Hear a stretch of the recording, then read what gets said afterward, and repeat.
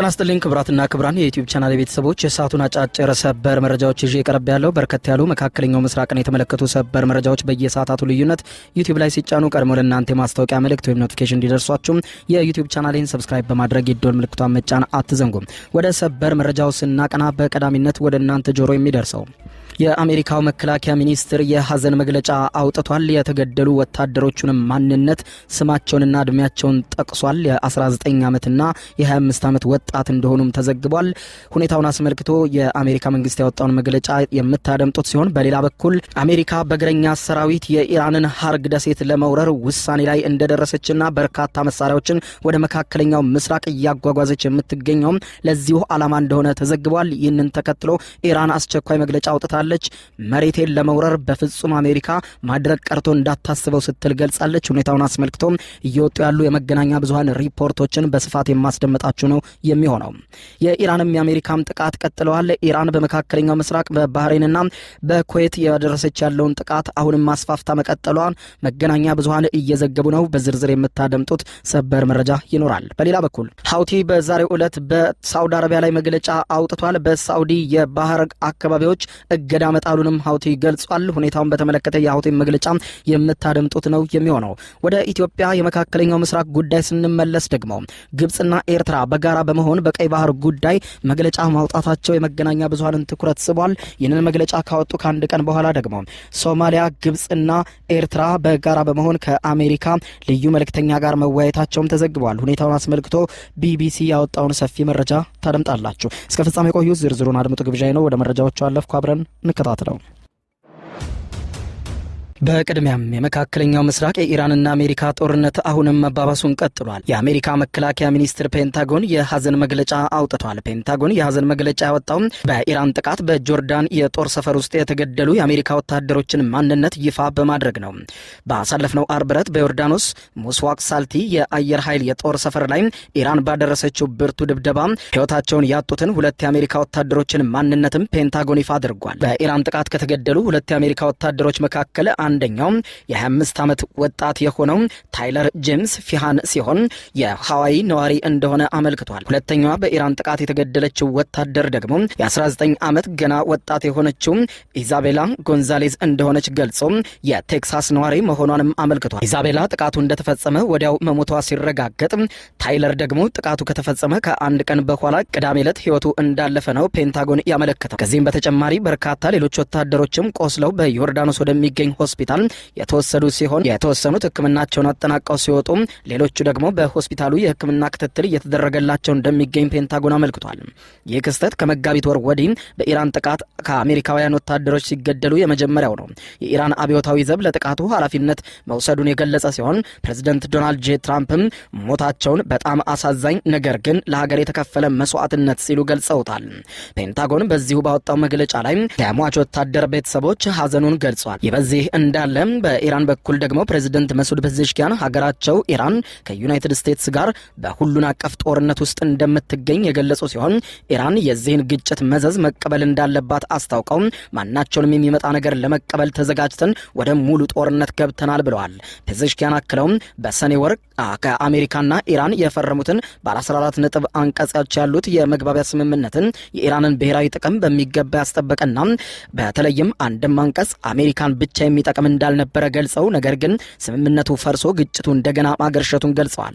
ፕሬዚደንቱ ይህንን ያሉት አሜሪካ የኢራንን የባቡር የመንገድና የዋሻ መሰረተ ልማቶችን ኢላማ አድርጋ ማጥቃቷን ተከትሎ ነው። ይሁን እንጂ ኢራን በዛሬው ዕለትም ሌላ አደገኛ ዜና ከወደ አሜሪካ ሰምታለች። ይኸውም የአሜሪካ ጦር ዝግጅት ነው። ዋሽንግተን ፖስት የተሰኘው የአሜሪካው መገናኛ ብዙሃን በዋይት ሀውስ ያሉ ጥብቅ ምንጮቹን ጠቅሶ ዛሬ ከሰዓታት በፊት ባወጣው ሰበር ዜና አሜሪካና ኢራን በአጠቃላይ የጦርነት አፋፍ ላይ እንደሚገኙ ገልጾ አሜሪካ በእግረኛ ሰራዊት ኢራንን የመውረር ፍላጎት እንዳላት ዘግቧል። ሪፖርቱ እንደሚያሳየው አሜሪካ በመካከለኛው ምስራቅ ያላትን የአየር ኃይል በከፍተኛ ሁኔታ እያጠናከረች ሲሆን ይኸውም የሰፋ ጦርነት ዝግጅት መሆኑን ምንጮች አረጋግጠውልኛል ብለዋል። ይሁን እንጂ ስሙ ያልተጠቀሰ አንድ የአሜሪካ ወታደር ባለስልጣን ለአሜሪካ መከላከያ ሚኒስትር ማስጠንቀቂያ ሰጥተዋል።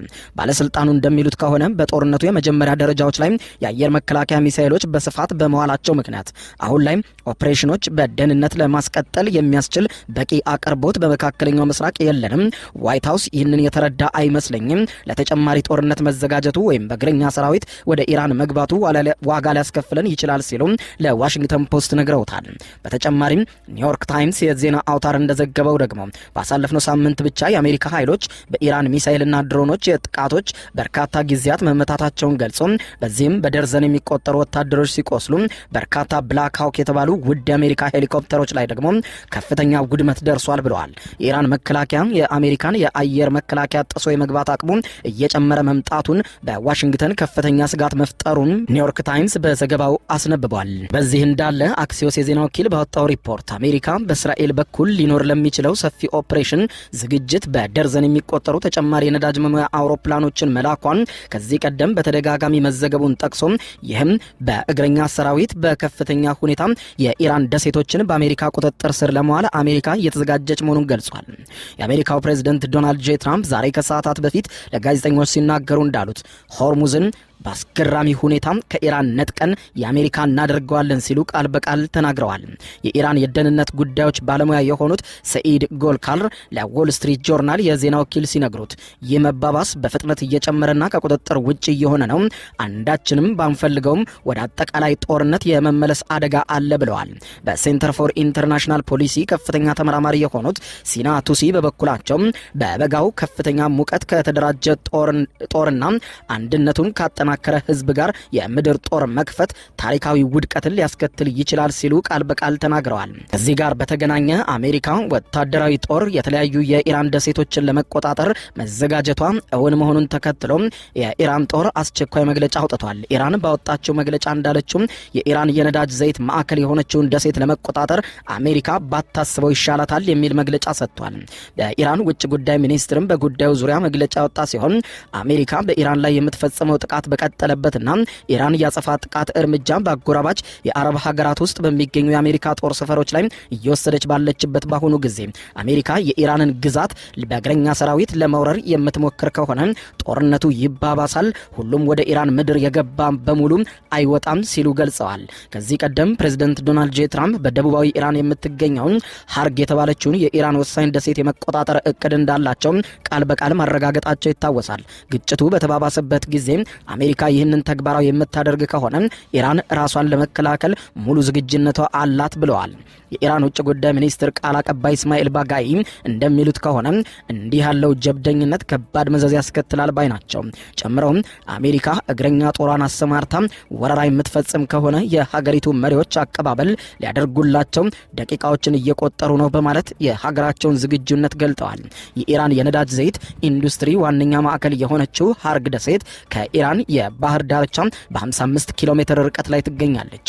ከወራት በፊት በጦርነቱ በተባባሰበት ጊዜ ፕሬዝዳንት ዶናልድ ጄ ትራምፕ ደሴቲቱን በመቆጣጠር የኢራንን የነዳጅ ምርት በእጃቸው እንደሚያስገቡ በተደጋጋሚ ሲናገሩ እንደነበር አይዘነጋም።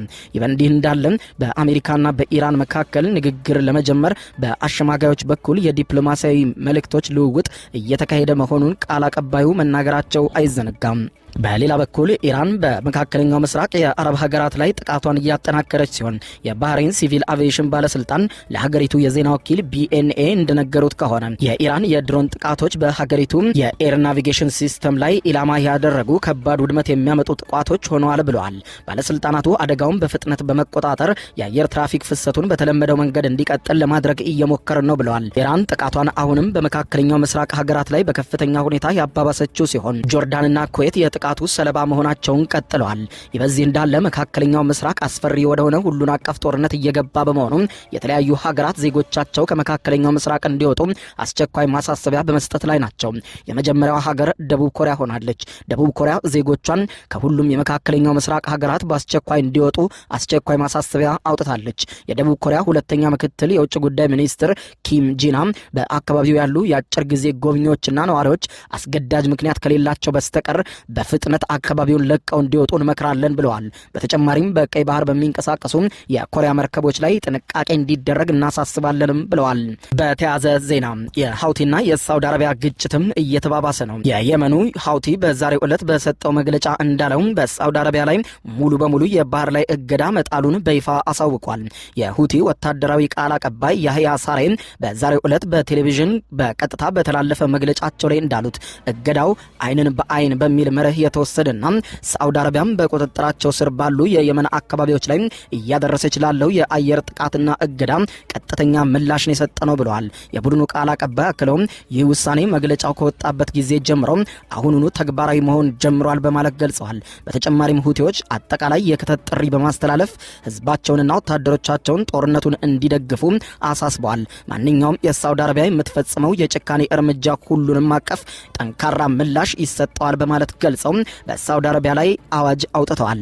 እየተባባሰ የመጣው የመካከለኛው ምስራቅ ጦርነትና ቀውስ በከፍተኛ ሁኔታ አሳሳቢ ወደሆነ ደረጃ እያደገ ይገኛል።